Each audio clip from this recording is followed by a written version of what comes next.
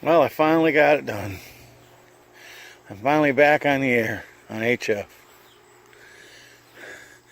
I used to have a 6-meter antenna there I took down a while ago, but it was ran with 9913, really good coax.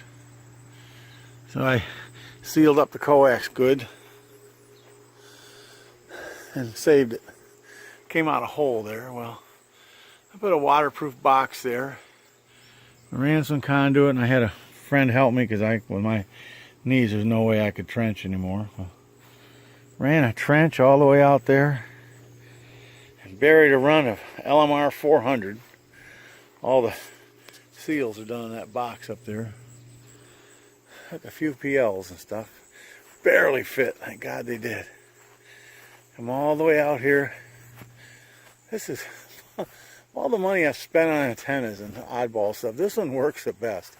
I got the tower for free. Friend gave it to me.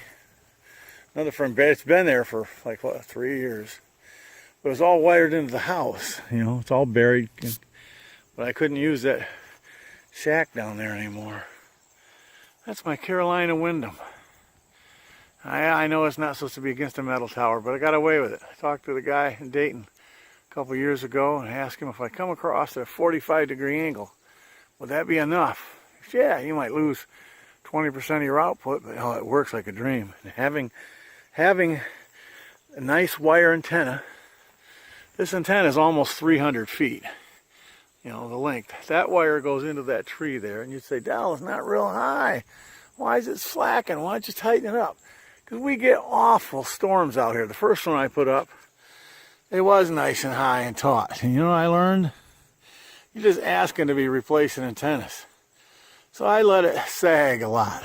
I like my old part to start to sag. And guess what? The storm comes, it flops in a breeze.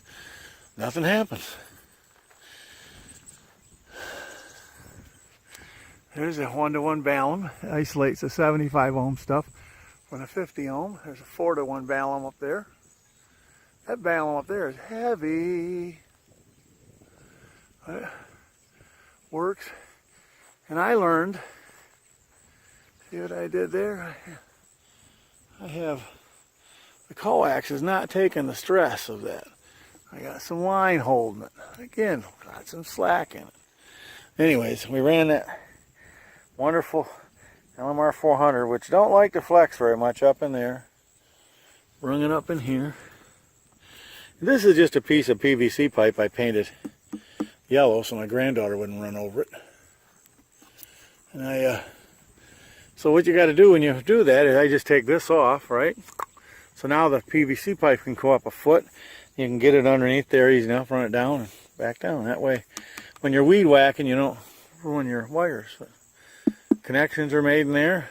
And I left everything else, so if my knees ever got better and I went to using the shack downstairs, I could always switch it back downstairs by just which barrel it plugged into. And that was good. This stuff's been there for 3 years. I took that apart. The barrel's absolutely corrosion free. And a trick I learned is it ain't sealed. You don't seal it. You leave it open in the bottom, let it breathe, and that way it don't get corrosion. Out here, now the wire goes almost 200 feet that way. You see a tower sitting there, way down there. It's just a game to see how long it's going to go till it falls over. It's got a support on the back. When it falls over, it's in the ground like, what, a foot at the most? Because all I could do with my knees, I'll get it dug out deeper and put it in. And when I was at Dayton, I picked up another nice MFJ extension. I'm going to use the support in the middle there for that wire there. But it works. We turned it on, and my buddy, he doesn't know anything about radio. He's just a young guy who helps me. Man, this ground was hard as a rock. Here it wasn't so bad. Well, here it was because roots. But over there where we run the gator and it's flattened down, I had to use a crowbar and a hammer to break up the soil so he could come along with a trencher by hand and get behind it. No, we couldn't rent one because when we first put the pool in, we put a nice heater on it. Now, the first year, the kids turned that heater up, didn't bother to turn it down. When our kids were young, you know, teenagers, and they burned up a whole year's worth of propane. So I turned off the heater. We never turned it. I disconnected. So we ran that gas line runs into the barn now, running my little heater. But there's 220 and a gas line here. So no, we weren't running a trencher there, because you only need this about 6 inches down is all it is. Right? Turn that thing on though. The first thing we got, well, the second person I heard, I was looking around on 20 meters. It was Scotland. That was cool. I feel like I just got my ticket, and I've been licensed for 37 years, you know. See, that's the same. The other ones, this is a wire I ran to an antenna. And down over here is where my solar stuff comes out. And then between them, there's another antenna wire comes down. But I couldn't climb enough to get up in there to run it over the overhead anymore. And who cares? That coax is already there, 9913. Oh, and I did the math for you guys who were putting up antennas. I had always used RG8X on HF antennas because, well, the loss is so, it's not even a dB loss on a 100 run, okay, 100-foot run. But they got some calculators on the internet. I get a calculator up, and I have a 600 watt amp, which I never really run at 600. I usually run somewhere between 450 and 5. I don't like to run my stuff at full bore. It just, why push it? It doesn't make that much difference. Anyways, you know, there's a 75 watt loss at a 3 standing wave, which that's a Carolina Windom, and it nulls at 3.6 megahertz. But we're really running, like the net I want to check into is a Michigan Wolverine net. That's at 3.935 megahertz. So it, you know, you have to use a tuner, which is okay. But on the coax, there's over a 3 standing wave laying there when you're operating, right? Do you know it's a 75 watt loss on transmit? I can only guess what it's a 2/3 of a dB loss on receive. So I was going to run RG8X because that's what I already done before. I usually keep a 500-foot roll of that and an LMR 400 in case we have a project to do. Because if you buy it local, they just rape you on the stuff. So you have it. It's less than half the price if you just buy it ahead and have it. Well, I loaned that out to a buddy of mine. He's on vacation for 3 weeks. Had a buddy that was helping me with the trenching. I didn't want to not do it, so I went ahead and popped the top on that new roll of LMR 400 I had, ran it, and I'm glad I did. Well, first of all, it's much thicker, so it'll take more abuse underground, and it is designed for underground use. And but that antenna, now maybe it was just the band conditions, but it was as quiet as could be. We did all this Saturday, so Saturday night I was listening. Did I make contact? I would have loved to, but I hadn't had that into the mic stuff hooked up yet, so that wasn't happening. Yeah. Now last night I was on there and I checked in the net and stuff, and I checked in the pre-net, and they said, oh yeah, great signal, audio was good. I got the PR40 wired directly in now. Had a little problem with that, but I got around it. I'm back on the air in HF, dude. I am so excited. This vertical here, I'm going to get rid of. I got a buddy of mine who'd like to have it. He's the guy that fixed my fence for me. I mean, dug all the holes with his machine. So I am going to donate it to him. Verticals work great for transmit, right? Particularly if you're doing DX, but they're noisy. And with my hearing, the noise bugs me. This is the one that I learned about putting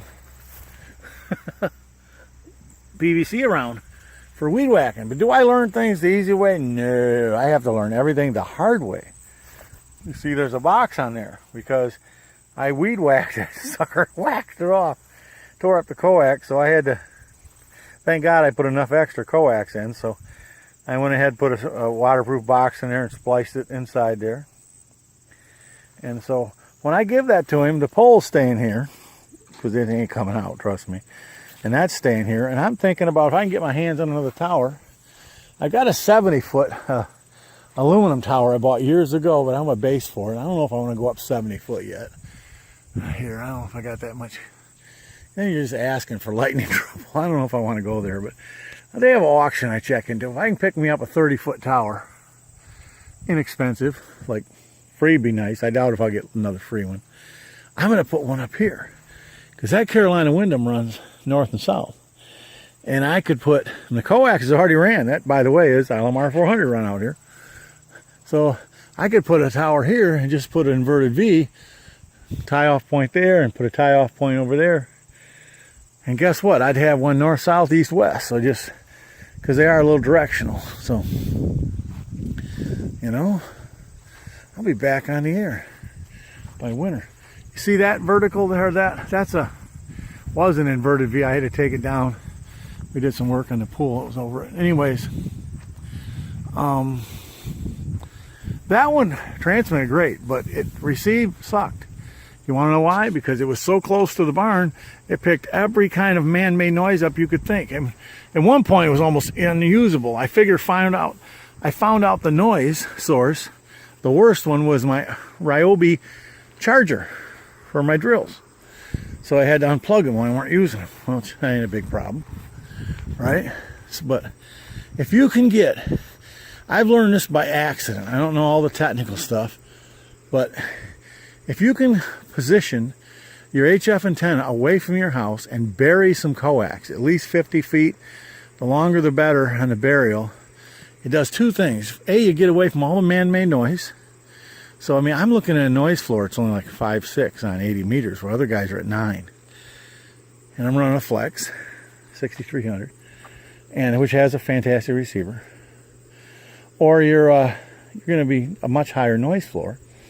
The other thing it does for you, and I've got, you know, the one-to-one Ballams and all that stuff, but you don't get any RF coming back down that coax, because if it's buried, that naturally just absorbs any RF you'd have on the outside of that coax and transmit. So I learned that a few years ago. So I like to have some of my buried, my HF stuff. Well, here's what the station looks like in here. Not much to look at, the old Flex 6300, but it sure does work good when it works.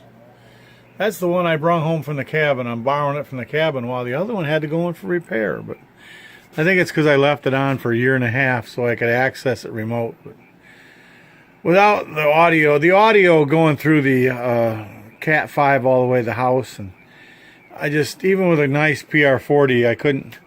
And I bought the cable that hooks up the USB and stuff, but I couldn't get the audio right. Never sounded good. Finally got me a thing if I don't spit on the microphone. But I know hooking them up direct, they work like a champ. I bought the cable from Flex.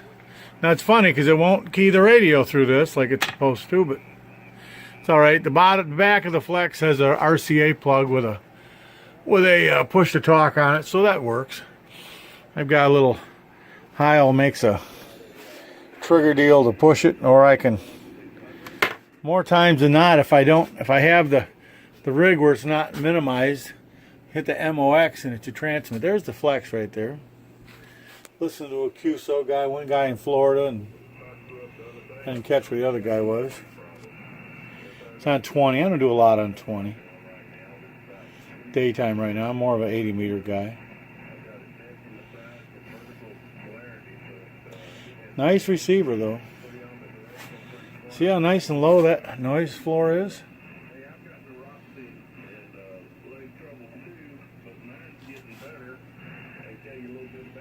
Okay. Not a lot of signals on the band tonight.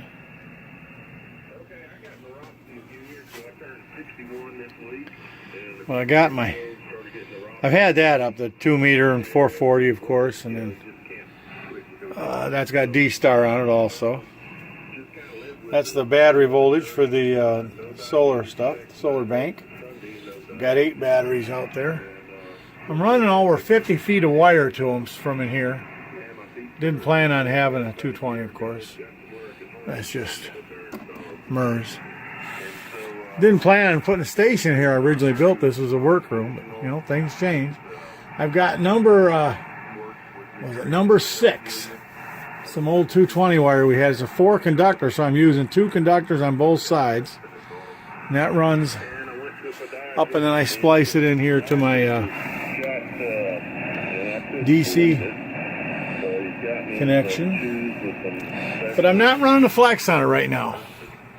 Because what happens is it does drop down to 11 volts when I give a 50 watt carrier, not sideband, carrier, because it's pulling probably 20 amps.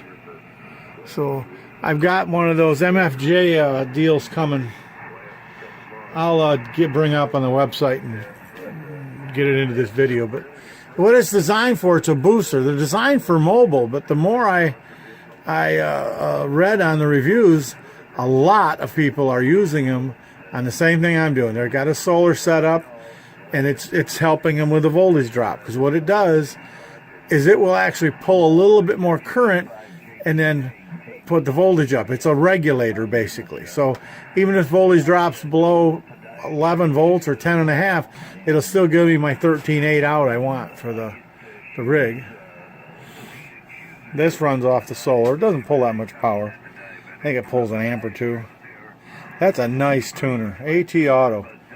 It's actually got the open air caps and coils in it, and you hear little stepper motors running. When it's tuning, it's running those motors. Okay, but then it remembers where to go to. Let me turn this down so you guys don't hear it. And this, I mean, none of this stuff is new. I've owned it all. I just couldn't get access to it down there. And that'll do up to 2,000 watts. I don't run that much. I've got an AL 1200 amp up north that I've got in storage that I'll probably never use it. I'll probably end up selling it. But I like these. This the amplifier I'm using. Meritron ALS 600. I've owned this for, oh God, way better than 10 years. And I've got one up north. 600 watt amp. That's enough for me for HF. You know, and I run it about 450 to 500 watts. I don't run anything full bore. Why push it? Why hurt it? I love this as protection circuit. So if I do something stupid, which everybody does something stupid occasionally, okay? I don't care who they are. They do something stupid. It'll protect itself. You know? So there's my station. I built me a nice shelf so it's right here at arm's level. I can reach everything I need to do without having to get up if my knees are fried. Because you don't actually get up and you don't actually access the flex rig. You do that all through the computer, through the Cat5 cable. And that's a network, so I can use my laptop. And like a couple, when I first got it 2 or 3 years ago, when I was building the bridge, I had a laptop on the back of the Gator, and I was listening to talk radio and stuff through it, or I listened to nets and things like that. It works pretty good on the Wi-Fi, but it'll in an 8-hour day of work, and it would disconnect probably every couple hours. It says that it's not getting a good enough connection, but it's funny because I can run out there and I can watch Netflix all day out there, anything else, and the Wi-Fi is working good.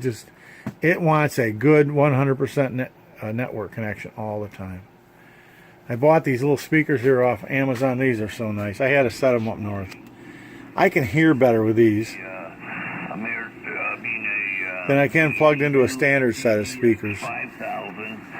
They just work great. The only thing I like about them is that damn light. You have to put something sticker over because that light is so bright it'll actually give me a headache.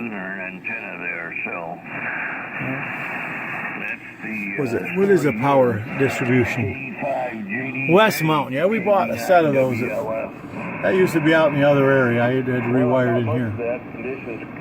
It's funny because it has, what is it, 12 outputs for different DC. I thought that'd be way more than I need. I'm using all but 3 of them. All but 4, excuse me. Isn't that bizarre? For different things. Everything wants a little DC. And that's all coming off the solar. The only thing that's hooked to the AC right now is that's my test power supply. I usually use it to charge capacitors and stuff because it is an odd duct. You can actually limit the current if you want to. So I'll turn the current down to about 1/3, and then when I'm charging caps, it don't try to hurt anything. It's a nice bench supply, so I usually use it for if I was working on something, because you can turn the amperage way down, and if something goes wrong, it's not going to sit there and cook what you're working on.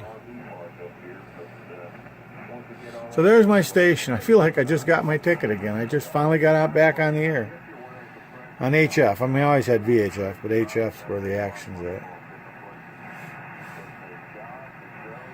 I'm not going to throw my call out there because you guys know that if you're a ham, with that call information, you can find out everything about a guy, address and everything. So we ain't going to put that out there. These are guys we're listening to right now. Well, I was listening. The one I was going to get to, the other guy jumped in. He's in Florida. It's a little over 1,000-mile hop. Not bad for just a wire antenna.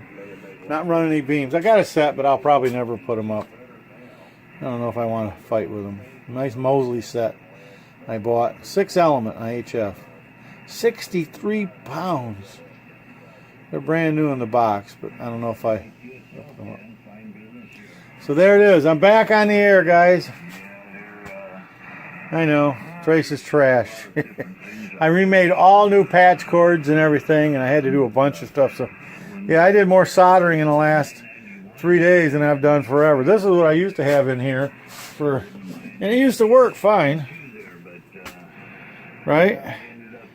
And it's a good unit. I like it. I bought it originally because it had 5 volts. My cell phones have always charged off it, and my headphones, but it didn't have nowhere near enough outputs on it because it uses one output for the input. Okay, that's this one here. I'll put this one out in the other room where the other rig is. That's where that long one was, and I'll just swap them. I got to rewire this one back into the deal. And I just got me one of those things for the 5 volts, and that's wired into the solar too. Because this one just didn't have the 5-volt output on it. But, yeah. That thing is probably 8-9 years old. They work good. I had to disable the alarms on it. It's got a low voltage alarm. See if you can see the lights on it. Stuff. Right now the voltage is happy. And the lights will still work. But it has over voltage and under voltage. I had to disable the over voltage when I first got it, because it will take the solar controller about once every month or so. It'll take the battery bank up to 15.5 volts and hold it there for a while. It'll sense a good day, like a good solar day, and it'll bring the voltage up there. And what it does, equalizes the batteries. It boils them up a little bit. And that thing used to scream when it got up over 15 volts. I'll go crazy. But I checked with ICOM. At the time, the nicest rig I had on there was the 5100. And they said that, oh no, it'll take 13.8 plus 15%. So I forget what it is, but what is that? 13.8 times 1.15. Yeah, 15.87 volts for your danger. So I don't have to worry about it. It takes it up to 15.5 max. So I disabled that alarm. The jumper, this is a nice unit. It's all jumper certified. And then I had to disable the low voltage one in here, the under voltage, because when I'd go on transmit on 100 watts on the flex, it'd drop it down. And it went nuts. I was, oh my God, I had all that stuff wired in, so I had to unplug everything, Amphenol plugs, and then just take the 4 screws out, take it out, take it apart, pull the one pin, put it all back together, but it all worked. You know, it wasn't designed with solar in mind, I guess. But I like those. I use those in my ham shacks. I use one up north. I know if you're a new ham and you're just getting into it, sorry buddy, let's turn you down. If you're a new ham and you're just getting into it and you're thinking, oh my God, why would I spend $100? I can just twist them together, or I can just make a little thing myself and hook them together. Every one of those outputs are fused independently. And they are fused with whatever size fuse I want. So all the little stuff is fused with real low amperage fuses. That way, if something goes wrong, you pop a fuse instead of a piece of equipment. All right? And remember, I mean, this thing will design to handle up to 80 amps here, okay? This unit. Well, you couldn't tell this little wire that, oh, I'm going to fuse you at 80 amps. This wire would burn up before that, which could cause a fire. It becomes a heating element, and then it becomes a fire when it gets hot enough to ignite that stuff, and it's against wood and stuff. So it's important that every DC outlet you have is fused properly. You know, now this stuff can handle, I mean, I don't have anything here designed any heavier than 30 amps. 30 amps is what goes up to the flex because it pulls 25, and that's what the book tells you. It has an internal fuse too of 30 amps, okay? And when I hook up that MFJ deal, it's going to pull a little bit more current because to raise the voltage, it's got to use a little bit more current, okay? So, but those are nice. If you're a new ham and you're just getting into it and you're thinking, oh my God, why should I buy one? You really want to.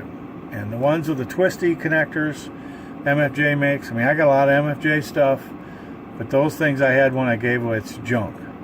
Because you're just wrapping wires around and you're asking for a short circuit. The Amphenol plugs are just, they're nice. And you take them off and on real easy. They're just learn to do it right. That's all. And like I say, that one is a good 8-9 years old. I bought it at Dayton many moons ago. And because downstairs in my main shack, there's also a unit that company makes. It's in line with a one sealed battery. And it keeps the battery charge off of my regular power supply down there. And then if I lost power, it switched over to it. So my ham shack was still powered even though we lost power. And that's been running for years. You know, it's all. If you buy something good, then it'll last you the rest of your life. That West Mountain, good stuff. These Ameritrons, I've been lucky. I bought them used. I couldn't afford one new. I think I paid like $600 for them. I bought this used too. And the Flexes I bought brand new. And that's what I had trouble with. That's funny because this one I bought used from Flex, but it was a used one. They had a trade-in program for people who wanted to move up, and well, I'm cheap. I didn't. The 6300's got more features than I'll ever learn how to use all of them anyway. I remember I bought my first one. They were like $2,500 at Dayton. They were giving $100 off. And I told the guy, yeah, I want a 6300. He goes, oh, you want the cheap one, huh? Yeah. Yeah, I want the cheap one, buddy. To my little world, that's not cheap. But it's a nice unit. I think there's been something wrong with the first one ever since I've had it, because for a while it would cycle off, then I'd have to get up and go downstairs and reset it. And then it got to the point where it wouldn't reset unless they pulled the power away from it. And finally I got a hold of Flex and they said, well, you haven't upgraded your software forever. It's like, well, yeah, no. I don't like software upgrades. And I guess Windows has taught me if it's working, leave it alone, because every time you get a Windows upgrade, there's a chance that the whole thing's burning down. So I upgraded the software, and it had been unplugged for probably a month or two. I plugged it back in, and it worked good for another couple of months, and then finally it won't come back on at all, the one I had to send in. So I don't know. They may find it's a software problem. I think it's a heat problem. I think there's a fan in there that died. Had another friend that had that problem. I should have been more aggressive about it. Insisted I sent it in before the warranty was over, but I didn't.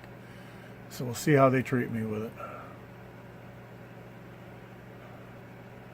They're making them faster. I mean, they can't make them fast enough. They're always a month or two behind. In fact, when I was at Dayton not last year, the year before, I ordered one of those units. They have a display unit. It turns it into like a regular HF rig. You know, so it's going to work wirelessly and all that. And it was supposed to be to me in 2 months. Well, 3 months went, 4 months went. I never got a call from. I finally decided, forget it. I ain't going to pay. I ain't going to buy it. I bought a gun instead. When they finally called me, said, oh, it's available for you now. I need your credit card. I said, thanks, but no thanks. I've lived this long without it. I'll live the rest of my life without it. Okay, goodbye. I mean, they didn't try to sell me on it, give me a deal, because it was later done. Because you know what? They had more than they could make sold, so they didn't care. Which I guess it's an American company, at least. It's funny, yeah. That's American made. That's American made. That's American made. The Heil mic's American made. The cable's American made. Most of my shack's American made. The power distribution's American made. Solar panels are American made. The controller. Well, the controller I have right now hooked up is not American made, but now that I got rid of the forklift, I'm going to be hooking up that good controller I got that I used to use for the forklift. That's American made. Yeah, most of it's American made. Well, the Icom, sorry. But Japanese make good stuff, okay? So there's my station. I'm back on the air. I'll I'll get on the internet and get some pictures of that deal that I ordered for the voltage. MFJ makes it. I bought it from RL Electronics. They were cheaper than buying it direct from MFJ by quite a bit. Alrighty, I'm going to splice the other one in, so I'm not going to say goodbye. There we go. Here's a picture off MFJ's website. What is that? Is a MFJ 4416C. You want the newer one because the newer one works a little bit better, is what they say. It'll let me put in 9, 10, or 11 volts DC and bring that all the way up to 13.8 at 25 amps, which is right where I want to be. Because I'm going to run sideband, so I'm not going to ever, and I'm not going to run it full bore. My Flex, neither one of them ever put out 100 watts. They usually put out about 90, which is close enough. Probably because of the voltage drop in the power cable, I would imagine. But it's simple. You got a DC input, you got a DC output. You can leave it off and it just bypasses. You turn it on and it will boost it. I'm just going to turn it on whenever the rig's on. Not sure where I'm going to mount it yet. I haven't figured that out yet. I'm hoping it's going to fit right there, depending on how big those heat sinks are. If not, I don't know. I'll figure something out. I'd like it to where I could... There's a remote for it, but it's $70-some. You know, it's like, ooh. I don't know if I want to pay $70 for the remote. We'll see how big of a pain. I mean, I'm not going to leave that Flex on like I did the one downstairs, so I'm going to be turning it on and off anyway. When I come out here, I'll turn it on. When I leave, I'll turn it off, you know. So I'll just turn this on and off at the same time. I'm only going to run the Flex through. The rest of the equipment out here doesn't matter because it doesn't pull that much power. Even if I go to full power on the FM stuff, it doesn't drop it that much. But it ain't asking 100 watts of energy either. So there it is. You don't want to buy it from MFJ because to keep their dealers happy, they have to... really, they showed 179, I think, and I didn't pay that much for it.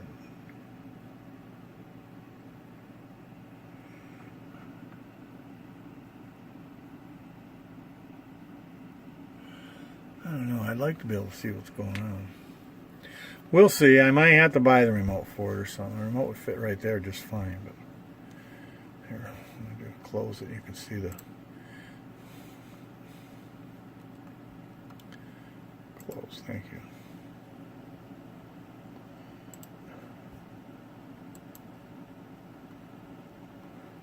Right there.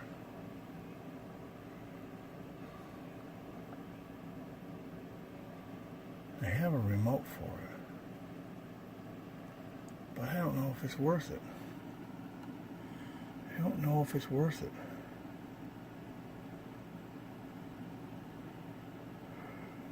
They're right about this. Even lower, because I'm running nice heavy cables.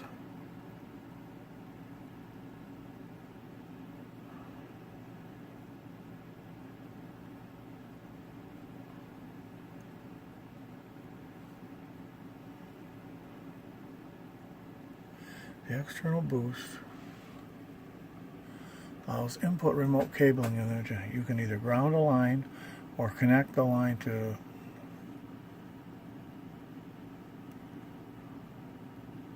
Maybe I can build my own remote, huh?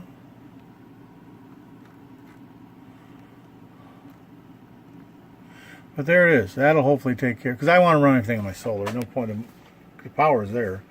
Might as well use it. And then, hey, when I work field day, right, you get extra points for running on solar power. As long as I don't use the amplifier, the whole station will be running on solar then. So there we are. I am back on the air. Oh my God, the HF bands have just went to heck. All right, goodbye. I bet this bored the hell out of you gun guys, didn't it? Sorry. Bye-bye.